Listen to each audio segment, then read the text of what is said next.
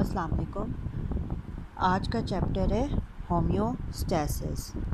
So what is homeostasis? Homeostasis may be defined as the maintenance of internal condition of body at equilibrium despite changes in the external environment।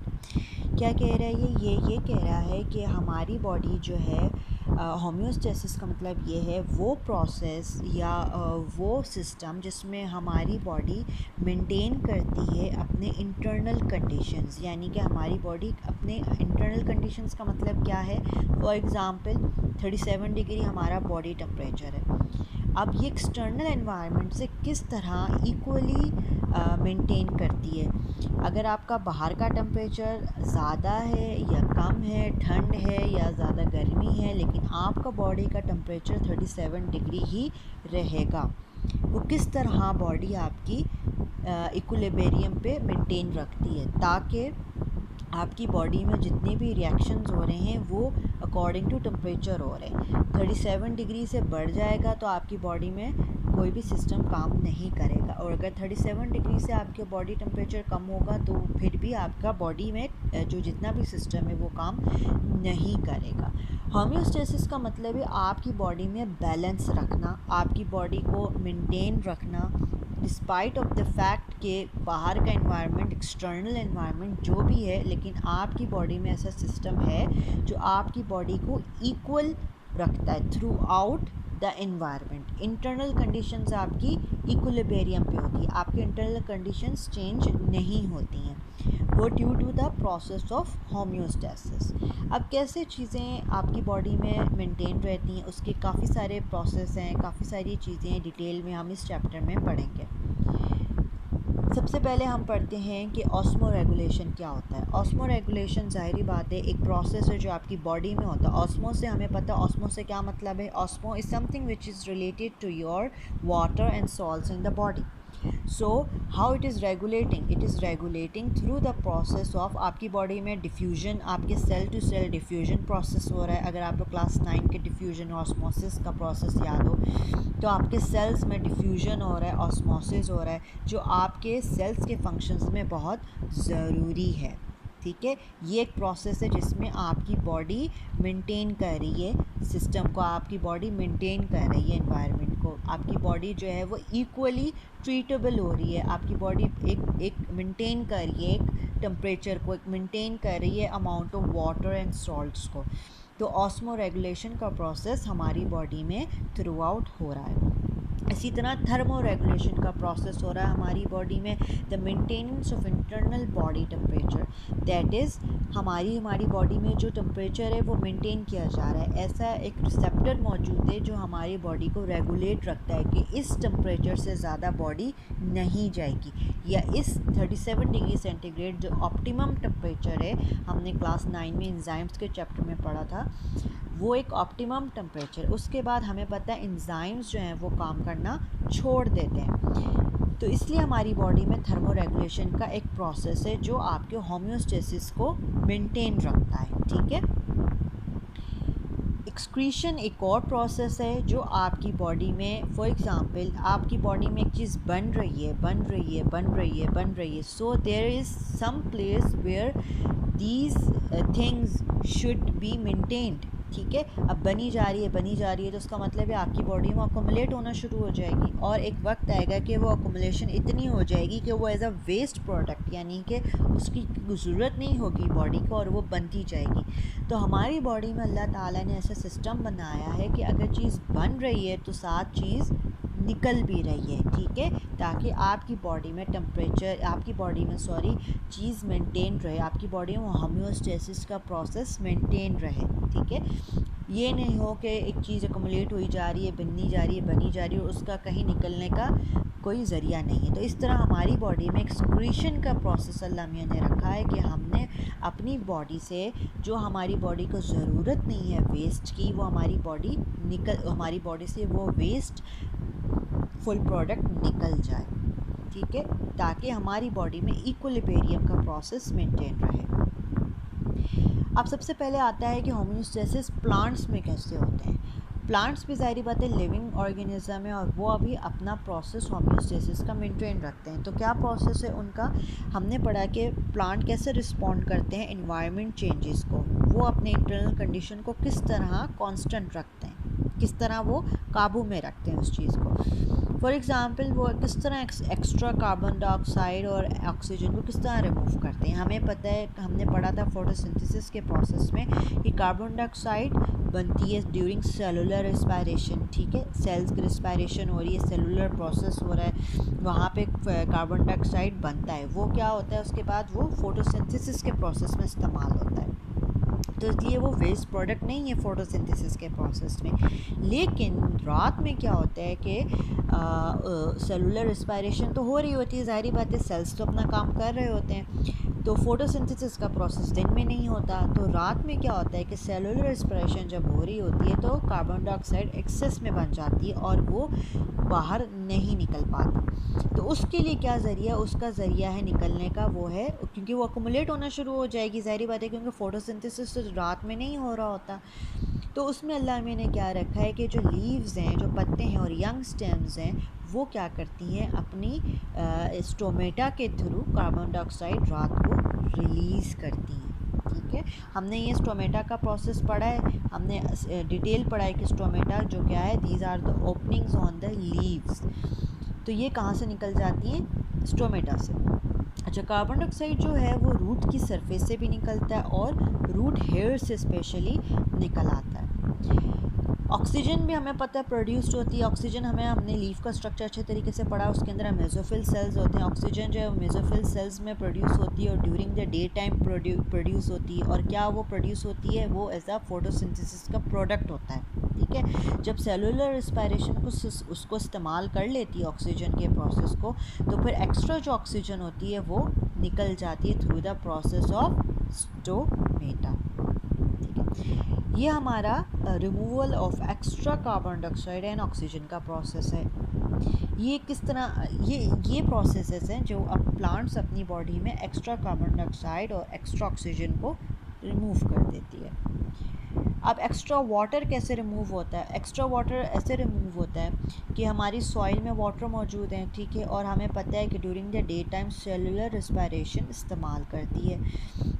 Large amount of water हमें इस्तेमाल चाहिए होता है ताकि plant अपनी turgidity को maintain रख सके। ठीक है, अब आपको पता है टर्जिडिटी का प्रोसेस, आपको याद होगा कि वाटर को पुल करती है, वाटर जो है वो स्टेम जो है वो उनके ड्यूरिंग द स्वेल कर जाते हैं by the process of transpiration pull water का। तो इससे क्या होता है कि आपकी जो प्लांट में वो टर्जिडिटी मेंटेन रहती है। अब जब एक्स्ट्रा वाटर आ जाता है, एक्स्ट्रा वाटर किस तरह रिमूव होता है बॉडी बाय ट्रांसपायरेशन के प्रोसेस। ट्रांसपायरेशन हमें पता है, क्लास 9 में हमने पढ़ा था ट्रांसपायरेशन का क्या प्रोसेस है। अगेन हम रिकॉल कर लेते हैं क्या है। Transpiration is the loss of water from plant surface in the form of vapours. तो वो जो हमने रिस्पायरेशन का प्रोसेस पढ़ा था वो basically it is the removal of extra water. ठीक है, तो एट नाइट क्या होता है कि ट्रांसपायरेशन नहीं होती है, बिकॉज सबके stomata, most of the plant के स्टोमेटा रात के टाइम बंद हो जाते हैं। लेकिन अगर सॉइल में बहुत ज़्यादा वाटर की कंटेंट मौजूद है तो वो एक्साइलम वेसल्स, हमने पढ़ा है पीछे अच्छी तरीके से कि जो प्लांट्स में जो वाटर कैरी करता है वो एक्साइलम वेसल्स होते हैं, तो वो एक्स्ट्रा वाटर कैरी कर जाते हैं। तो वो क्या करते हैं, वो फिर ट्रांसपायरेशन के प्रोसेस से प्लांट जो है वो अपना एक्स्ट्रा वाटर निकालता है। तो कुछ प्लांट्स जो होते हैं, ग्रासेस जो होती हैं, फोर्स करते हैं वाटर को निकले थ्रू दी स्पेशल लीफ के टिप्स होते हैं, उसमें एजेस से निकल जाते हैं और इन द फॉर्म ऑफ ड्रॉप्स निकलते हैं। ठीक है, और ये इन ड्रॉप्स को हम कहते हैं गटेशन। गटेशन, अच्छा ये आप देखें गटेशन का प्रोसेस है, लीव्स के ऊपर जो छोटे छोटे बूंद आ जाती हैं, ये द प्रोसेस ऑफ गटेशन है। This are the special pores which are excreted। ये स्पेशल पोर्स जो हैं, ये the water has extra water has excreted through these pores and this has not to be confused with the जो हम due drops हम कहते हैं ना जी, ड्यू ड्रॉप्स हैं, सुबह उठ के हम देखते हैं जी एक ड्रॉप्स पड़ी हुई होती है पौधों पे, वो उससे आप कंफ्यूज नहीं होइएगा, क्योंकि वो ड्यू ड्रॉप्स जो हैं वो बाहर की तरफ से आते हैं, लेकिन ये जो गटेशन का प्रोसेस है वो आपका प्लांट खुद बाहर निकालता है। ठीक है। तो ये तब होता है जब आपकी बॉडी में एक्स्ट्रा, आपकी प्लांट की बॉडी में एक्स्ट्रा वाटर होता है। ठीक है, तो देखें हर चीज़ मेंटेन हो रही है। एक्स्ट्रा आपकी जो एक्स्ट्रा है प्लांट में वो नहीं रह रहा, जो एक्स्ट्रा है वो आपकी बॉडी, वो आपकी प्लांट की बॉडी से बाहर आ रहा है। ठीक है, और अल्लाह मैंने प्रोसेस रखे हैं हमें किस तरह एक प्लांट से, एक लीफ की टिप से किस तरह पानी बाहर आ रहा है। अच्छा, दूसरे जो मेटाबॉलिक वेस्ट हैं वो भी अपना प्लांट्स जो है वो निकालता है, जो कि इनसॉल्युबल मटेरियल्स होते हैं। ठीक है, जैसे फॉर एग्जांपल कैल्शियम ऑक्सलेट है, जो क्रिस्टल्स हैं वो लीव्स में फॉर्म होते हैं और स्टेम्स में फॉर्म होते हैं प्लांट्स के। ये ऑक्सलेट क्रिस्टल्स हैं, ये मेटाबॉलिक वेस्ट हैं जो आपके प्लांट बनाता है, लेकिन उसको फिर बाद में ज़रूरत नहीं होती है, वो इन द फॉर्म ऑफ क्रिस्टल्स की फॉर्म में बन जाते हैं और लीफ के सेल्स में मौजूद होते हैं, नज़र आना शुरू हो जाते हैं। ठीक है, इसी तरह आपने देखा है कि कुछ ट्रीज़ होते हैं वो अपने लीव्स जो हैं ईयरली लीव्स जो हैं वो शेड करते हैं, यानी कि लीव्स उनके उतरते हैं और उन्हीं लीव्स में एक्सक्रीटरी प्रोडक्ट, यानी कि जो प्लांट को ज़रूरत नहीं होती वो लीव्स जो होते हैं वो झड़ जाते हैं। ठीक है, और दूसरे भी वेस्ट हैं जो आपके मौजूद होते हैं वो भी रिमूव्ड होते हैं प्लांट से। फॉर एग्जांपल रेजन्स, एक गम्स की तरह एक चीज़ होती है, वो भी एक कीकर प्लांट निकालता है। लैटेक्स भी है जो आपका एक प्लांट, ये सारे जो आप प्लांट से देख रही हैं, एक रबर निकल रहे हैं, ये एक बार्क से यानी कि दरख्त से ये चीज़ें निकल रही हैं, ये सारी वेस्ट हैं जो प्लांट बाहर निकाल रहा है, लेकिन दीज आर वेरी यूज़फुल। ठीक है, लेटेक्स जो हमारे रबर की कंपनी में अब इस्तेमाल होता है, म्यूसिलेज जो कार्निवेरस प्लांट और लेडी फिंगर के प्लांट से निकलता है। ठीक है, ये सारी एक्स्ट्रा वेस्ट प्रोडक्ट्स हैं जो आपके प्लांट निकालती है, जो उसको ज़रूरत नहीं है।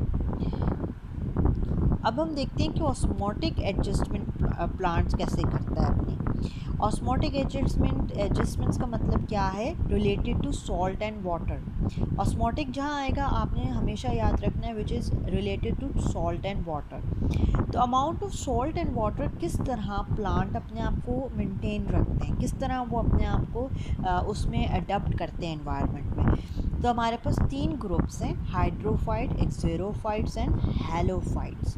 अब हम सबसे पहले पढ़ते हैं हाइड्रोफाइट्स क्या। अब दी हाइड्रो से पता लग रहा है, हाइड्रो का मतलब है that is related plants which are related to water.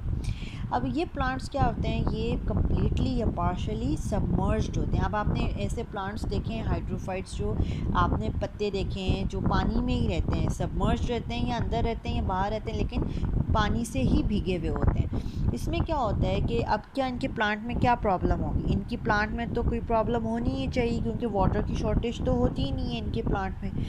तो इन्होंने क्या किया हुआ है कि इन्होंने अपना एक मैकेनिज़्म डेवलप किया हुआ है, इनके लीव्स अल्लाह मियाँ ने ब्रॉड बनाए हुए हैं। अब जब लीव्स ब्रॉड होंगे तो स्टोमेटा भी ज़्यादा होगा, स्टोमेटा ज़्यादा होगा तो इसका मतलब ये है कि इनमें से वाटर की जो अमाउंट है वो ज़्यादा निकलता होगा। ठीक है, तो इस प्लांट को फॉर एग्ज़ाम्पल अगर आप देखें, आपने कार्टून्स वगैरह में भी देखा हो या बाहर किसी वाटर लिली का एक प्लांट होता है जो कि इस तरह अपने एनवायरनमेंट में वो एडेप्ट करता है, इस तरह वो अपने एनवायरनमेंट में रह रहा है। अब एक्सेरोफाइट्स क्या है? एक्सेरोफाइट्स वो प्लांट हैं, ये वाले प्लांट, कैक्टस वो प्लांट है जो ड्राई इन्वायरमेंट में रहते हैं। और मज़े की बात ये होती है कि इनका जो आउटर पोर्शन, सबसे ऊपर का पोर्शन बहुत हार्ड और थिक होता है, इसलिए क्योंकि अल्लाह ने इनको इस इन्वायरमेंट में अडेप्ट किया हुआ है, क्योंकि ये ड्राई इन्वायरमेंट में रहते हैं। ठीक है, और ड्राई इन्वायरमेंट में अगर ये वाटर लॉस करते रहेंगे, अगर इनका सरफेस अगर हार्ड ना हो तो ये वाटर लूज़ करते रहेंगे और ये ज़िंदा नहीं रहेंगे। इसलिए अल्लाह ने इनकी कवरिंग को वेरी हार्ड बनाया, थिक बनाया, ताकि ये अपना वाटर को रिड्यूस ना कर सकें। ठीक है, और इनके पास स्टोमेटा बहुत कम होते हैं ताकि लेस अमाउंट ऑफ ट्रांसपायरेशन हो सके।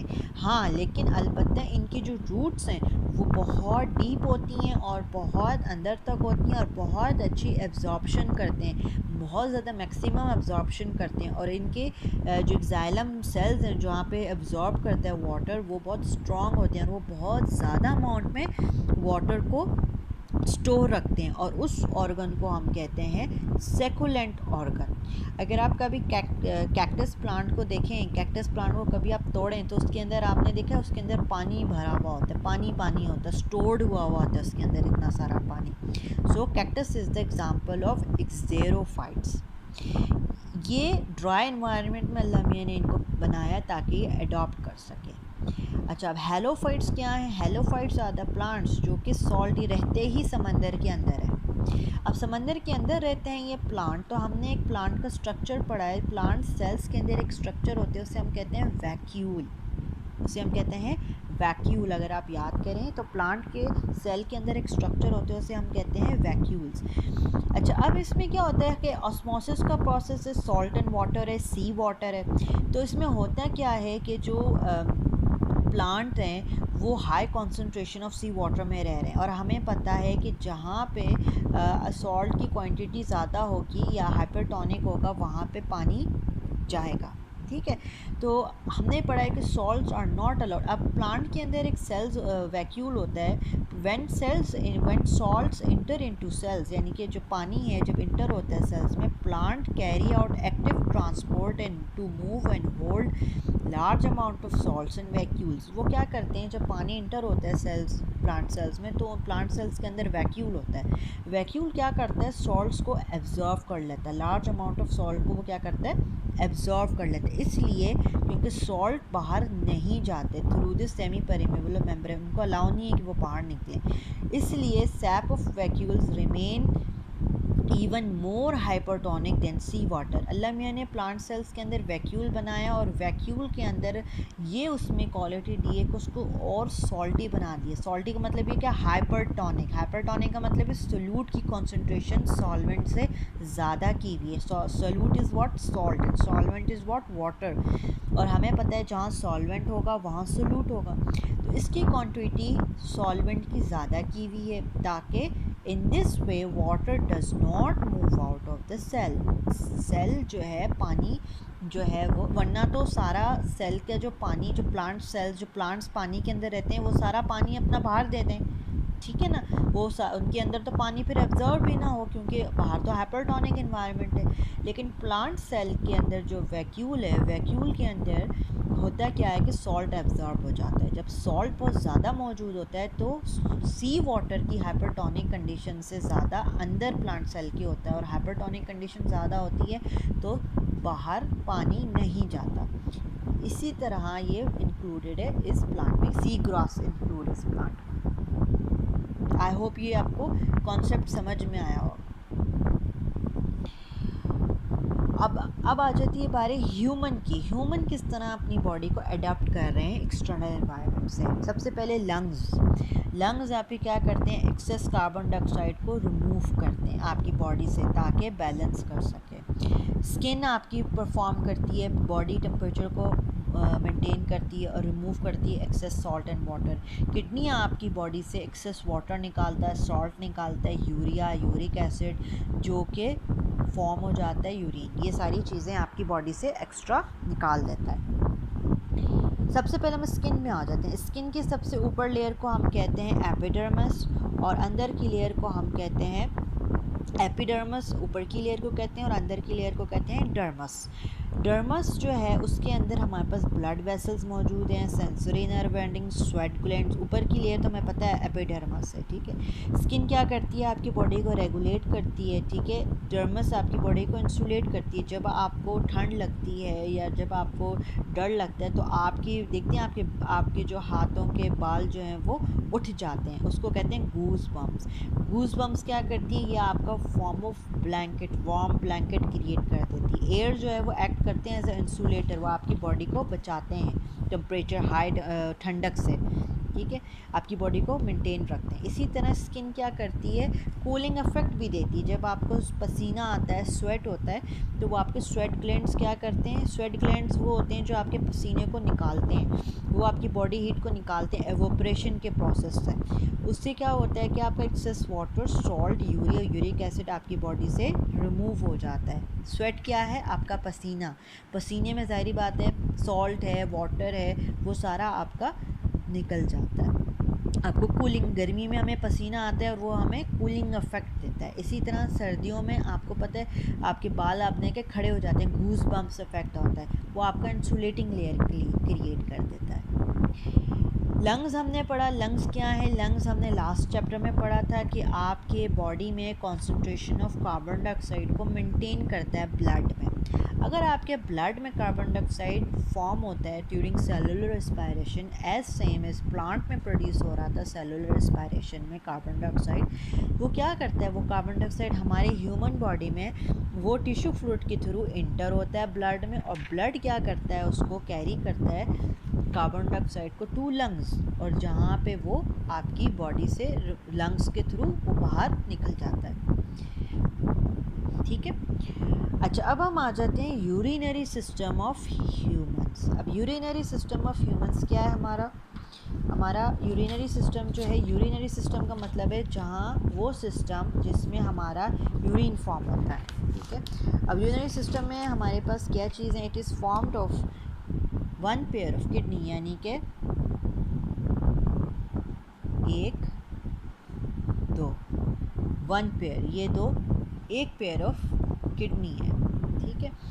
अच्छा, अब क्या कहते हैं कि kidney filters your blood through, आपकी जो ब्लड जो आपका आता है। अच्छा, इसका स्ट्रक्चर हम लेते हैं, ये दो किडनी है, किडनी शेप्ड, बीन शेप्ड। ठीक है, these two are bean shaped. अब इसमें से एक आपका ट्यूब निकल रही है जिसे हम कहते हैं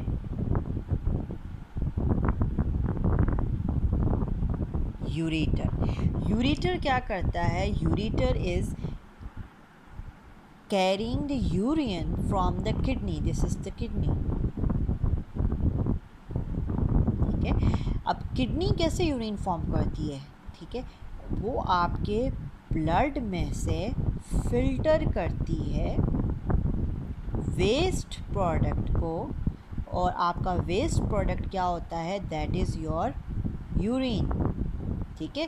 वेस्ट प्रोडक्ट में हमारे पास क्या आ जाता है, सॉल्ट, ठीक है, यूरिक एसिड, यूरिया, वो आपकी फॉर्म करती है urine. Now from this kidney the ureter which comes out, which takes the urine from the kidney and it passes from the ureter, and from ureter it goes into the urinary bladder, urinary bladder। ठीक है। This urine is stored in urinary bladder, and from the urinary bladder there is a opening, this is called urethra, urethra।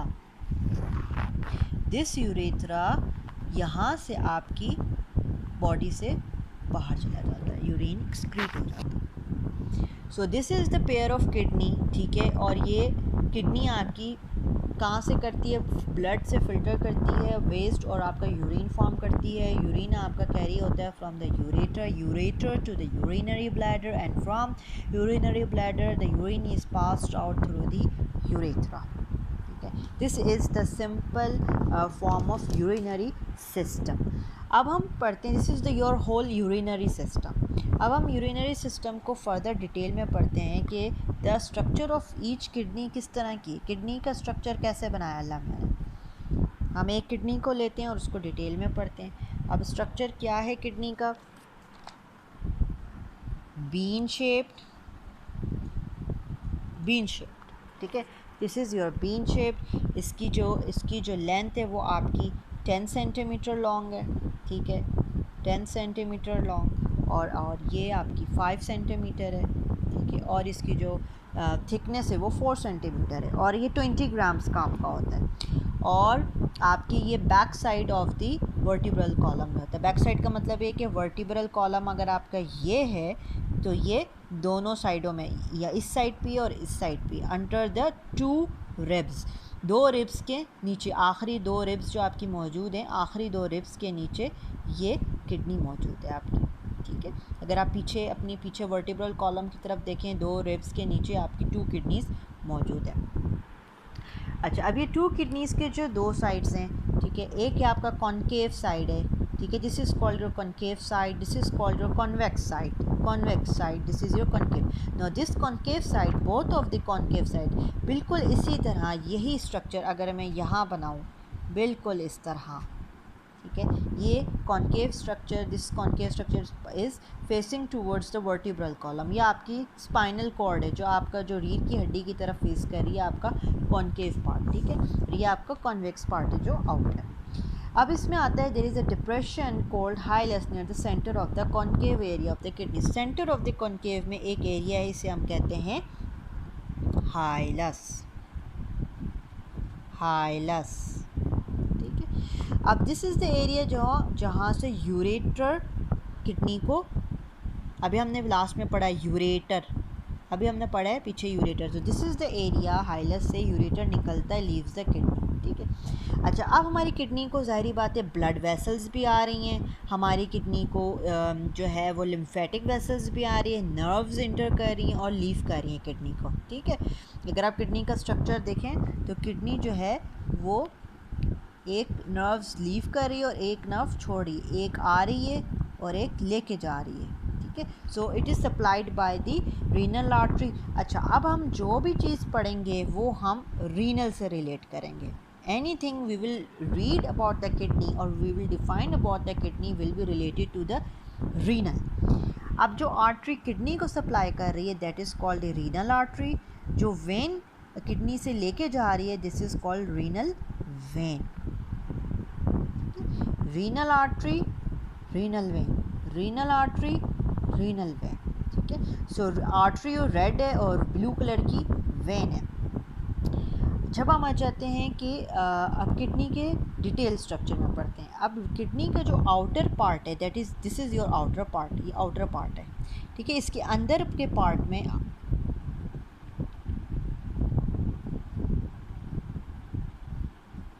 Structure बना हुआ है, ठीक है।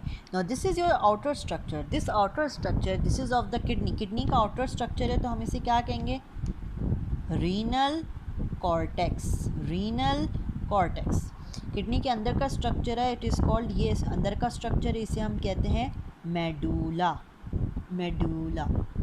Now cause it is inside the kidney we will call it renal medulla, ठीक है।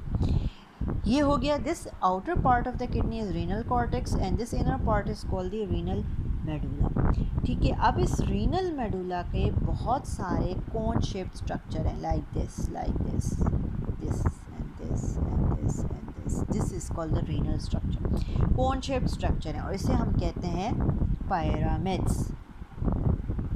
Again it is inside the kidney so we will call it a renal pyramid, अच्छा। This renal pyramid projects into the funnel cavity, अब ये जारी एक cavity में जाके join हो रही है और इस कैविटी को हम कहते हैं रीनल पेल्विस, रीनल पेल्विस जो कि यूरेटर के अंदर पाई जाती है, ठीक है। ये इस तरह निकल रही है, ये इस तरह निकल रही और यहाँ से ये ज्वाइन होके यूरेटर फॉर्म कर रहा है आगे से, ठीक है। आई होप ये आपको समझ में आया होगा कि किडनी का स्ट्रक्चर रीनल से रिलेट करना है, outer structure renal cortex, inner structure renal medulla and inside the medulla there is a pyramidal structure, projections called pyramids and pyramids that ends into the funnel shaped cavity that is called your renal pelvis which forms the base of the ureter, यानी कि ये आपकी ureter की base बनाती है, यहीं से ureter join करके एक आपका एक यूरेटर फॉर्मेशन हो रही है, ठीक है। और यूरेटर मैंने आपको आगे से बताया कि it is again ending into the urinary bladder. अच्छा, अब हमने जब ये रीनल मेडुला का स्ट्रक्चर आप गौर से देख लें, ये रीनल मेडुला का स्ट्रक्चर है, ठीक है। ये रीनल मेडुला का स्ट्रक्चर है। सब हम रीनल मेडुला का स्ट्रक्चर डिटेल से पढ़ेंगे कि रीनल मेडुला का स्ट्रक्चर करता क्या है और इसका जो फंक्शनल यूनिट ऑफ किडनी है यानी कि किडनी का जो मेन फंक्शन है वो कौन परफॉर्म करता है, ठीक है।